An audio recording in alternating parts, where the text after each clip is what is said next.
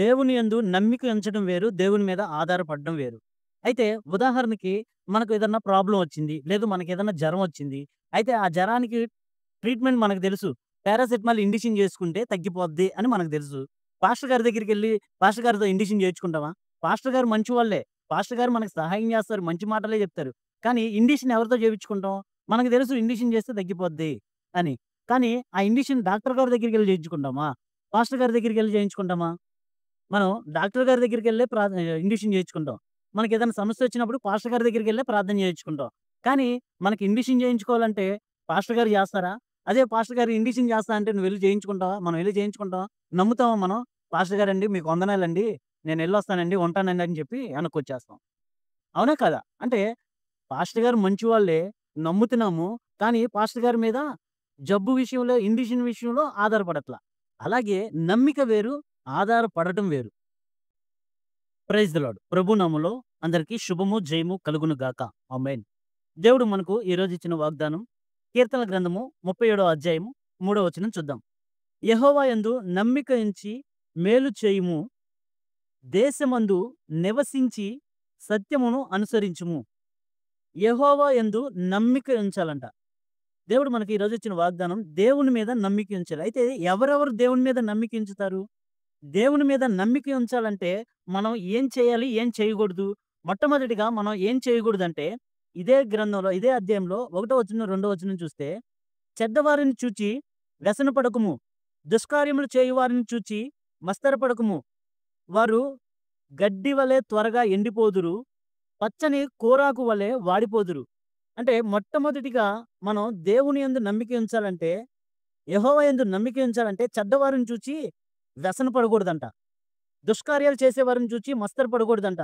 అంటే చెడ్డవారు, దుష్కార్యాలు చేసేవారు, అన్యాయంగా వ్యాపారం చేసేవాళ్ళు, అన్యాయం చేసేవాళ్ళు ఎక్కువగా లోకంలో వర్ధిల్లుతూ ఉంటారు. అట్టి వారిని చూసి కొన్ని కొన్ని సార్లు కొంతమంది విశ్వాసులు మస్తరు పడతా ఉంటారు. వ్యసన పడతా ఉంటారు. ఎందుకు అంటే వాళ్ళే బాగా జీవిస్తున్నారు లోకంలో. వాళ్ళే అన్ని మేలులు పొందుకోగలుగుతున్నారు. మనం దేవుణ్ణి ఆశ్రయించాము. ఇంతకాలం దేవుణ్ణి నమ్ముకున్నాము. అయినా మన జీవితంలో గొప్ప కార్యాలు జరగట్లేదు. చూడలేకపోతున్నాం. వాళ్ళే బావున్నారు అని అనుకుంటా ఉంటారు. వాళ్ళ మీద మస్తరు పడట్లేదు అనుకుంటారు. వ్యసన పడట్లేదు అనుకుంటారు. ఎప్పుడైతే ఇలా అనుకుంటున్నారో అప్పుడే మనం వాళ్ళ మీద వ్యసన పడుతున్నట్టు. అప్పుడే మనం వాళ్ళ మీద మత్సర పడుతున్నట్టు. ఇట్టి మనసును తీసివేస్తే మొదటిగా నీ మనసు ఖాళీ అవుతుంది. అప్పుడు నువ్వు దేవుని మీద నమ్మిక ఉంచగలవు. ఎప్పుడైతే ఇట్టి మనసు కలిగి ఉంటామో దేవుని మీద నమ్మిక ఉంచలేము. అందుకనే ప్రభువారు ఏం చెప్తున్నారంటే మొట్టమొదటిగా ఈ పనులు చేయకుండా ఇట్లాంటి మనసు నువ్వు కలిగి ఉండకుండా యెహోవా యందు నమ్మిక ఉంచుము అన్నారు. అయితే ఈ మనసు లేకపోతే మనం నమ్మిక ఉంచగలం. అందుకనే నూతన నిబంధనలో కూడా ప్రభువారు ఏం చెప్పారంటే, మోగ దెయ్యం పట్టిన పిల్లవాడి తండ్రి ప్రభు దగ్గరికొచ్చి అడుగుతాడు. ప్రభువా నీ చేతనైతే ఏమన్నా చెయ్యి. నీ శిష్యులు చేయలేకపోయారు అంటాడు. అప్పుడు ప్రభువారు ఏం చెప్తారంటే, నమ్ముట నీ వలనైతే నమ్మువానికి సమస్తము సాధ్యము.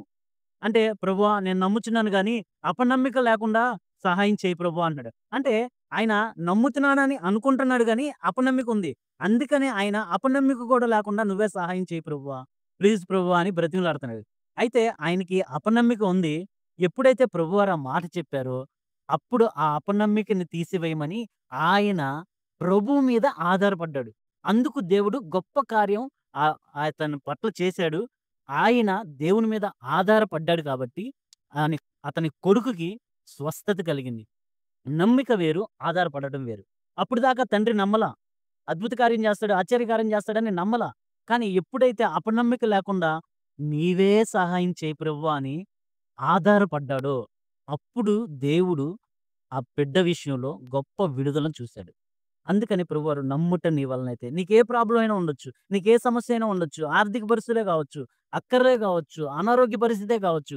ఏదైనా గాని దేవుని మీద ఆధారపడితే నువ్వు అద్భుత కార్యాలు చూడగలవు. అద్భుత కార్యాలు నీ ద్వారా చేయగలడు దేవుడు.